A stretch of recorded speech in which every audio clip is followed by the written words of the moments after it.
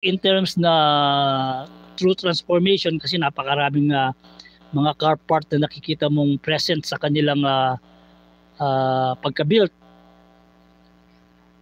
Pero ang magic niyan ay transforming po sila. At saka sila yung first attempt na masasabi natin na unang attempt ng manufacturer ng gumawa, nag-design. At na-revise na po. Nakita na natin yung mga na-revise. Na-revise na to si Drip na meron na tayong screen accurate, talaga napakaganda. Si Bumblebee wala pa po kasi mostly Bumblebee na ginagamit na talagang close to masterpiece na tinatawag nila ay yung masterpiece. Yung masterpiece na Bumblebee talaga, yun ang ginagamit nila. And si Crosshair, yun ang katulad din pala yung sinasabi na we'll wait for Crosshair to update. Kumbaga, i-update po ng mga mga designer yan eh.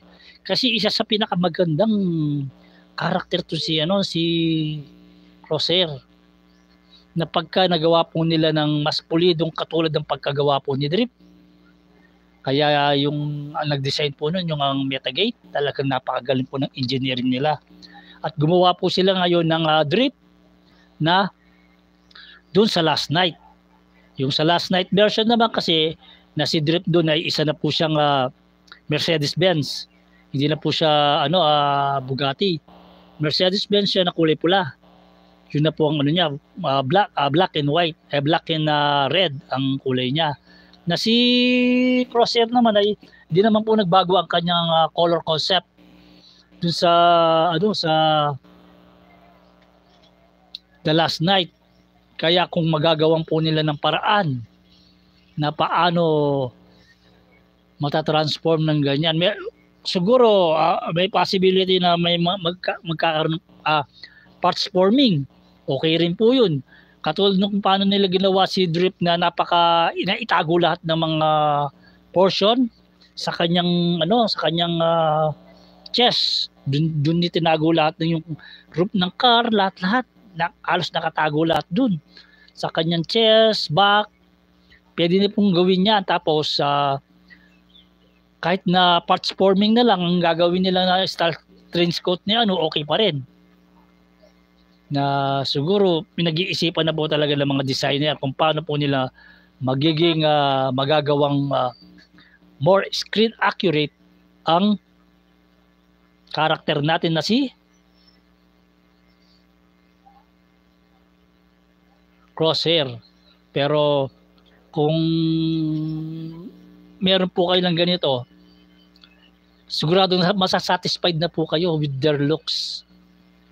Kaya lang sa atin na mga collectors kasi parang umiiral po sa atin yung hinahanap po natin yung tinatawag na perfection.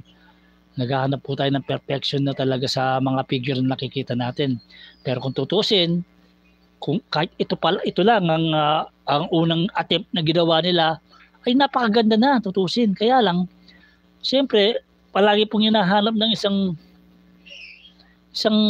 collector o isang mahilig sa toys, yung accuracy na nakikita nila sa film.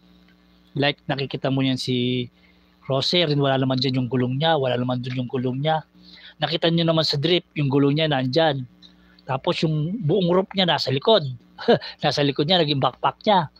Na kung tutong robot siya, mahirapan siyang tumakbo, mahirapan siyang kumilos kasi napakalaki ng kanyang paa, tatama yung mga sa tuhod niya, kaya nga minsan hindi mo siya ma-articulate eh.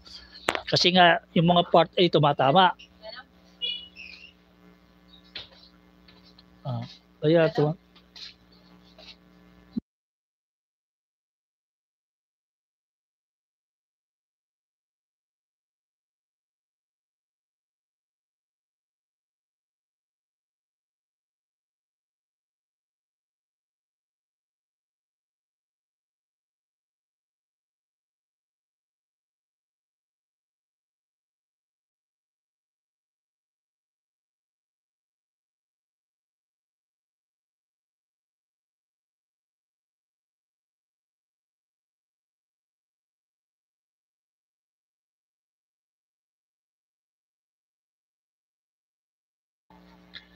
Kaya